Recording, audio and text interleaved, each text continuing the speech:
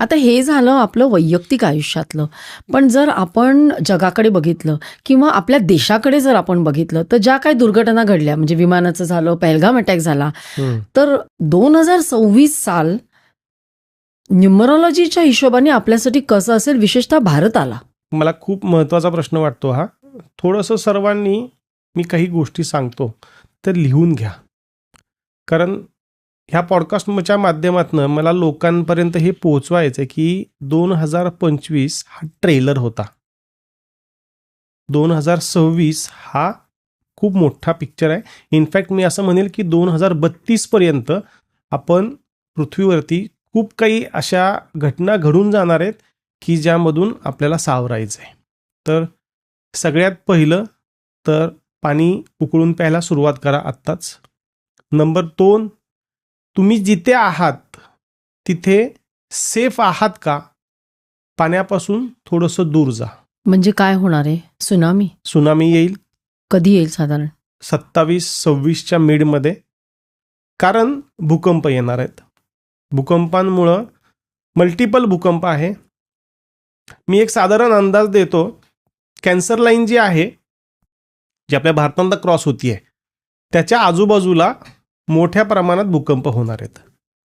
मग ते भूकंप पाण्यामध्ये म्हणजे समुद्रामध्ये सुद्धा होतील आणि त्याचा आपल्याला मोठा फटका बसणार आहे. मी पाणी उकळून असं प्या म्हणून सांगितलं की अशी एक महामारी येणार आहे की ज्याला तुम्ही असं म्हणू शकता की कोरोना हा ट्रेलर होता. पण ती पाण्यातनं येणार आहे. पाण्यातनं येणार आहे.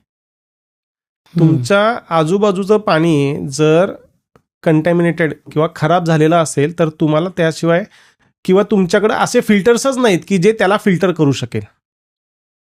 त्यामुळं पाणी आजच उकळून प्यायला सुरुवात करा, त्याला यूज टू व्हाल. कधी होणार आहे साधारण? हे तुम्हाला आता 26 पासून सुरुवात होतील. 26च्या एंड आणि 27चा स्टार्ट तुम्ही सर्व गोष्टी फेस करताल. त्याचबरोबर अजून एक महत्त्वाची गोष्ट, वर्ल्ड वॉर 27च्या मिडमध्ये सुरू होतंय. भले आपण त्याच्यामध्ये डायरेक्टली इन्व्हॉल्व 27मध्ये नाही, अगदी 28-29मध्ये आपण इन्व्हॉल्व होऊ, पण त्याचा इम्पॅक्ट आपल्यावरती येणार आहे. कारण साहजिक आहे, आज भारत सर्व जगाला जोडला गेलेला आहे, त्यामुळे त्याचा आपल्यावरती प्रभाव होईलच होईल. कोणत्या 2 देशात सुरू कोणत्या 2 देशात होईल? सुरू करायला चायना सुरुवात करेल, जे आत्ता ऑलरेडी सुरू आहे, जे रशिया आणि युक्रेनमध्ये चालू आहे. त्याच्यामध्येच हे कुठेतरी सहभागी होतील आणि मग ह्या सर्व गोष्टी सुरू होतील. त्याचबरोबर आत्ता ह्या वर्षा अखेरला आणि पुढच्या वर्षीसुद्धा भारत पाकिस्तानही पुन्हा सुरू होईल. साधारणतः आत्ता आपण हा सप्टेंबरमध्ये पॉडकास्ट करतोय. ऑक्टोबर, नोव्हेंबर, डिसेंबरच्या मध्ये बऱ्यापैकी पाकिस्तानाने आपलं युद्ध सुरू झालेलं असेल. म्हणजे आता मध्ये थोडंसं युद्ध सदृश्य परिस्थिती झाली होती, जे सीज फायर वगैरे सगळं जे झालं त्याच्यापेक्षा जास्त, त्याच्यापेक्षा एक्स्ट्रीम होईल. जे आपल्याकडे सिंदूर, जो आपण त्याला नाव दिलं आपण सिंदूर, पण त्या पद्धतीचा एक अजून मोठं सिंदूर 2 टाईप आपण भारताचं आणि पाकिस्तानचं युद्ध होईल. आपण जिंकू, साहजिक आहे. No doubt. आणि मग ही महामारी जी येईल ती फक्त म्हणजे पूर्ण जगाला व्यापेल. पूर्ण जगाला. मी एक ऑन एन ॲव्हरेज सांगतो, म्हणजे अगदी खूप सिरियस आहे ह्या बाबतीमध्ये. मी आहे त्या लोकसंख्येपैकी फक्त 60 ते 65% लोकसंख्या जिवंत राहील 2032 पर्यंत. 2032ला आपण कुठेतरी सावरायला लागू या सर्व गोष्टींमधून. 2027ला अजून एक महत्त्वाचा इव्हेंट आहे. इव्हेंट म्हणण्यापेक्षा ती खूप दुर्दैवी घटना होईल. आपल्याकडे नेटवर्क नसणार आहे आणि इलेक्ट्रिसिटीसुद्धा नसणार आहे. हा स्पॅन 3 महिने ते 9 महिन्यांचा आहे.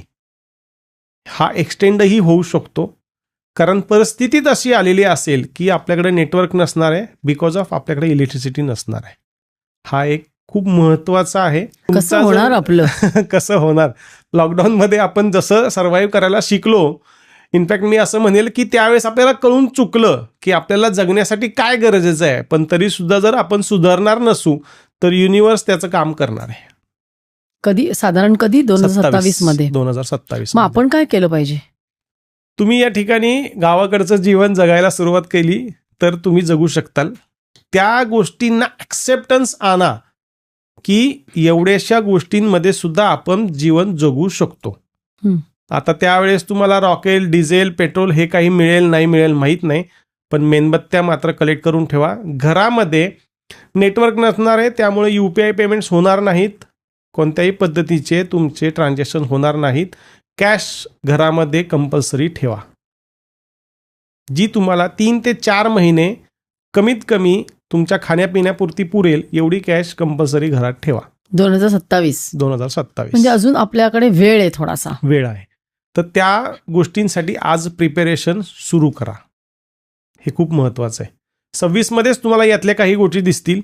तुम्ही मध्ये पाहिलं असेल तर एक दिवस अमेरिकेमध्ये पूर्ण लाईट गेली होती. त्याच पद्धतीचं 15 दिवस, मग 1 महिना, मग 3 महिने असं करत करत आपल्याला ते सोसावं लागणार आहे. तुम्ही म्हणताय त्याप्रमाणे सुनामी येईल किंवा भूकंप होईल, तर कुठल्या कुठल्या, म्हणजे आता मुंबईजवळच राहतो ना आपण, मुंबईमध्ये, तर मुंबईला पण धोका आहे का? येस, 2026 साली. आणि कुठल्या शहरांना धोका आहे? असे खूप आहेत की जे समुद्र किनाऱ्यावरती आहेत, अशा सर्व ठिकाणी धोका आहे. मी सांगितलं ना, कॅन्सर लाईन जी आहे ना, त्या कॅन्सर लाईनच्या आजूबाजूला जेवढे पण काही आहेत त्या सर्वांना धोका आहे. म्हणजे आपण यासाठी जे प्रॅक्टिकली करायचं ते करायचंच आहे, म्हणजे तुम्ही म्हणालात तसं. आणखीन काय करू शकतो? सर्वात महत्वाचं, हे सगळं घडतंय युनिव्हर्सल एनर्जीजमुळं. माझी सर्व प्रॅक्टिस युनिव्हर्सल एनर्जीजमध्ये आहे. तुम्ही मेडिटेशन करणं खूप गरजेचं आहे, जे युनिव्हर्सल एनर्जीजवरती डिपेंडंट आहे. म्हणजे काय, थोडक्यात जिथे तुम्हाला कोणता मंत्र गरजेचं नाही, तुमचं पोश्चर महत्त्वाचं नाही, पण फक्त युनिव्हर्सल एनर्जीज ज्या ठिकाणी आहे. मी एक उदाहरण द्यायचं तुम्हाला सांगतो, तर रेकी हे एक युनिव्हर्सल एनर्जी आहे. अशा पद्धतीचे खूप सारे मेडिटेशन्स आहेत की ज्याच्यामध्ये युनिव्हर्सल एनर्जीज इन्व्हॉल्ड आहेत किंवा त्याचा इम्पॅक्ट किंवा त्याची गरज त्यामध्ये भासते. अशा पद्धतीचे मेडिटेशन्स करणं खूप गरजेचं आहे. आणि आता तुम्ही म्हणालात साधारण 60% लोकसंख्या नाहीशी होणार, 60% शिल्लक राहणार, म्हणजे साधारण 30-35% लोक जातील. कशाने जातील? आणि वर्ल्ड वॉर, या सगळ्यांमध्ये तेवढी जनता, म्हणजे मी एक टेंटेटिव्ह आकडा सांगितलाय, कदाचित हा वाढूही शकेल, हा कमी होऊ शकेल, पण ज्याचं त्याचं कर्म आहे. याच्यामध्ये अजून एक गोष्ट खूप महत्त्वाची आहे, ज्याच्यावरती गुरुचा वरद हस्त आहे किंवा जो गुरुला मानतो, जो गुरुच्या आज्ञेचं पालन करतो, ज्याच्यावरती गुरुचा आशीर्वाद आहे, अशा व्यक्ती खूप पुढे जाऊन, कारण साधारणतः सतयुग आता लागेल असं एक अंदाज आहे, 2030 अंक 3 जसं मी सांगितलं गुरुचा, तर तिथे सगळं जे आहे ना हे त्या पद्धतीचं होईल सुरू. त्यामुळं गुरुचा आशीर्वाद खूप महत्त्वाचा आहे. ज्यांना सर्व्हाइव्ह करायचंय त्यांच्यासाठी तरी कमीत कमी महत्त्वाचं आहे.